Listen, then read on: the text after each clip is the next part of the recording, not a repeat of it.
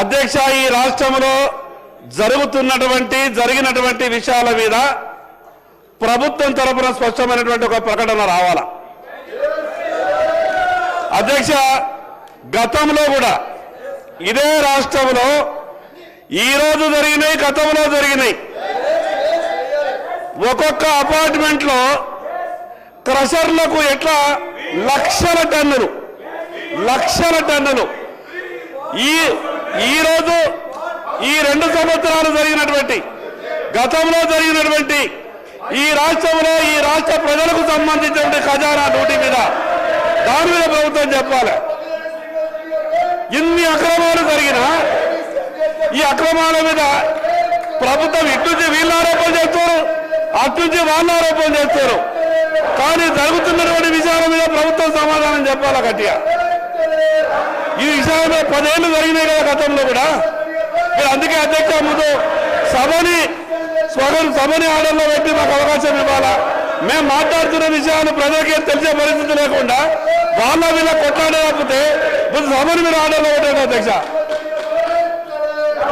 పాల్వాయర్ గారు దయచేసి కూర్చోండి, మేము మీ సీట్లో కూర్చోండి. హరిశరావు గారు మీ సీట్లలో కూర్చోండి, మీ సభ్యులందరూ కూర్చోండి.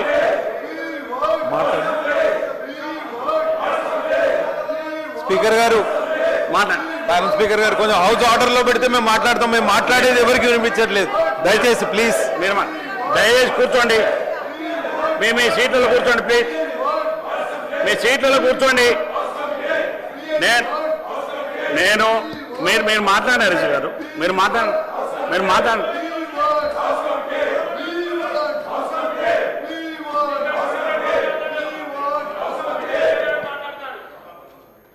ఒక్క నిమిషం హరీష్ గారు, పాల్వాయి హరీష్ గారు, ఒక్క నిమిషం. వారికి హరీశ్రావు గారికి చాలాసార్లు నేను అవకాశాలు ఇచ్చాను. వారు సబ్జెక్టు మీద ఒక్క నిమిషం వారు అనుభవమైనటువంటి లెజిస్లేటివ్ మినిస్టర్ చేసిన వాళ్ళు ఈ సభలో సీనియర్ శాసనసభ్యులు, రూల్స్ పొజిషన్ తెలుసు, అన్నీ తెలుసు వారికి నేను పదే రిక్వెస్ట్ కూడా చేశాను.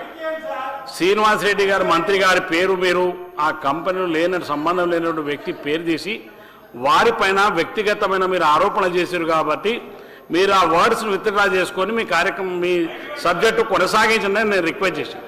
మీరు పదే అదే కంపెనీ మీద ఆరోపణ చేస్తూ మిగతా విషయాలు మాట్లాడుతున్నాగా ఆ వర్డ్స్ ఇందులో మీకు ఇన్నిసార్లు అవకాశాన్ని మీకు రిక్వెస్ట్ చేశాను నేను చాలాసార్లు.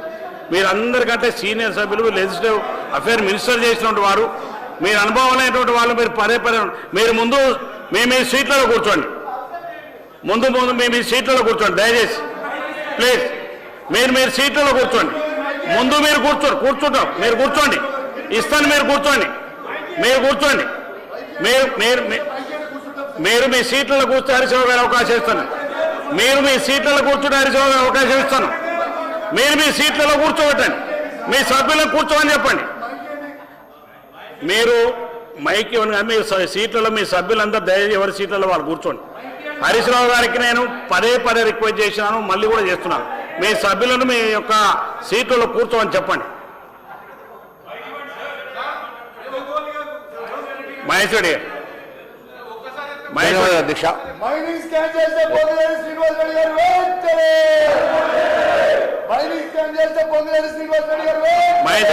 మాట్లాడండి అధ్యక్ష. ఈరోజు సీనియర్ శాసనసభ్యులు హరీష్ రావు గారు లేవనెత్తినటువంటి అంశము మరి ఈరోజు డిమాండ్ షో ఉన్నదా? డిమాండ్ షో లేనటువంటి అంశాన్ని ఈరోజు మీరు మాట్లాడి ఈరోజు కేవలం వేరే వారికి అవకాశం లేకుండా ఈరోజు డిమాండ్లో లేనటువంటి అంశాన్ని మీరు అలో చేసి ఈరోజు సభా సమయాన్ని వృధా చేస్తూ ఈరోజు మీరు అందరికీ రావాల్సినటువంటి అవకాశాలు రాకుండా ఈరోజు మీరు ఈ రకంగా మరి సభను హ్యాండిల్ చేయడం ఇది మంచి పద్ధతి కాదు అధ్యక్ష. ఈరోజు నేను ఒకటే అడుగుతా ఉన్నాను, మరి మీరు స్పెషల్ గా అంశం మీద షార్ట్ డిస్కషన్ అడగండి, ఆ డిస్కషన్ చేయమనండి. గత 10 సంవత్సరాలు జరిగినటువంటి అనేకమైనటువంటి అంశాలు ఉన్నాయి. ఈ రోజు కాళేశ్వరం లాంటి అంశంలో కూడా ఎన్విరాన్మెంటల్ పర్మిషన్ లేకుండా వాళ్ళు చేసినటువంటి అనేక అంశాలు ఉన్నాయి సార్. మరి అలాంటి అన్నిటి మీద మీరు సమయం పెట్టండి, షార్ట్ డిస్కషన్ పెట్టండి, ఎంక్వైరీ పెట్టండి. కానీ ఈ రోజు ఈ రకంగా మరి సభను అడ్డుకోవడం అనేది సమంజసం కాదు అధ్యక్ష. సీనియర్ శాసనసభ కానిస్టేబుల్ అయినటువంటి హరీష్ రావు గారు కూడా మరి మీరు ఇప్పటికైనా విత్డ్రా చేసేసుకొని దయచేసి మరి సబ్జెక్టు వెళ్ళాల్సిందే కోరుతా ఉన్నాను. మినిస్టర్ గారు. గౌరవ బీజేపీ శాసనసభ పక్ష నాయకుడు చెప్పినట్టుగా ఇవాళ ఇది డిమాండ్లో మైండ్ సెట్ చేయాలి లేనటువంటి అంశము. డిమాండ్స్ వచ్చినప్పుడు మాట్లాడొచ్చుకోవచ్చు, కానీ దాని మీద సపరేట్ సమయం అడిగి చర్చ చేయాలి, కానీ వ్యక్తుల పేర్లు మంత్రుల పేర్లు తెచ్చి సంబంధం లేదు. డిమాండ్స్ ఎజెండానే కాదు. దయచేసి దాన్ని మీరు నోటీస్ చేసి ఆ ఇష్యూను రిజాల్వ్ చేసి సభ నడవాలి కదా అధ్యక్ష. సభ నడవకుండా వాళ్ళు కావాల్సుకొని సభకు అంతరాయంగా సభ ఎక్కువ రోజులు బీఎస్సీలోకి వచ్చి సభ ఇచ్చే సమయాన్ని వాడుకోకుండా అదే స్థితి మీద నడిస్తే నడవదు కదా అధ్యక్ష. కాబట్టి ఎజెండాలు ఇవ్వాలి. డిమాండ్స్లో లేనటువంటి సబ్జెక్టు మీద ఇంత రాద్ధాంతం చేసి సభను ఈ విధంగా డిస్కస్ చేసే ప్రాబ్లం అవుతుంది. డిమాండ్స్ లేదు చేయాలా లేదు మీరు మాట్లాడండి. ప్రభాకర్ మీరు మాట్లాడు. మినిస్టర్ రమారావు విజయరమారావు. సార్ అధ్యక్ష, ఇప్పుడు వీళ్ళ ప్రభుత్వం 10 ఏళ్ళ బినామీలు పెట్టి మైనింగ్ ఇసుక నడిపించారు. బినామీలు పెట్టి మైనింగ్ ఇసుక నడిపించిండ్రు, లారీలతోని తొక్కించిండ్రు. ఇవాళ అకారణంగా డిమాండ్స్ మీద చర్చ జరుగుతూ ఉంటే దాన్ని వదిలిపెట్టి ఇవాళ కావాలని చెప్పి పొంగులేటి శ్రీనివాసరెడ్డి మీద ఆరోపణ చేయడం, బురద జల్లేటువంటి ప్రయత్నం చేయడమే కాకుండా ఇంతకుముందు సంబంధిత మంత్రి వివేక్ గారు చెప్పారు, అవసరమైతే దీని మీద ఎంక్వైరీ చేద్దాం.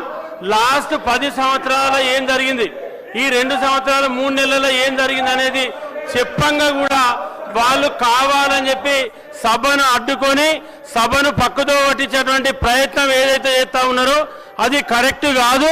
ఎందుకంటే ఆనాడు వాళ్ళ ఏదైతే అప్పటి బీఆర్ఎస్ ప్రభుత్వంలో ఇసుక మాఫియా రాష్ట్రం మొత్తంలో గీ ప్రాంతం గ్రామ ప్రాంతం జాగా ప్రాంతం అనకుండా మరి అన్ని ప్రాంతాలలో బినామీల పేరు పెట్టి ఆనాడు ఇసుక మాఫియా చేసినటువంటి ప్రభుత్వం ఆనాడు బీఆర్ఎస్ ప్రభుత్వం. మళ్ళీ వాళ్ళే ఇవాళ క్రషర్లు కానీ ఇసుక మైనింగ్ కానీ అన్నీ నడిపించారు, గ్రానైట్ కానీ మొత్తం నడిపించారు. ప్రతి ఇసుకలు కానీ గ్రానైట్లు కానీ అది అన్నిట్లలో వాళ్ళకు సంబంధం లేకుండా 10 సంవత్సరాలలో ఏది నడవలేదు. మళ్ళీ వాళ్ళే ఇవాళ సొక్కం పూసలైనట్టు వాళ్ళే ఇవాళ మేము బాగా చేసినాం అన్నట్టు మరి వాళ్ళు ఏదైతే